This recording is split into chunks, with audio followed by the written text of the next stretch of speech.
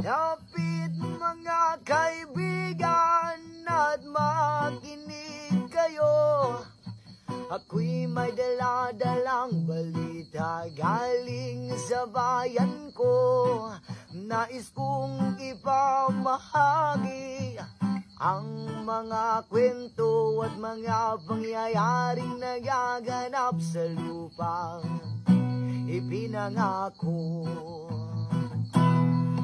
Ang lupang pinanggalingan ko'y may bahid ng dugo. May mga lurong di makalipad na sa halang ginto.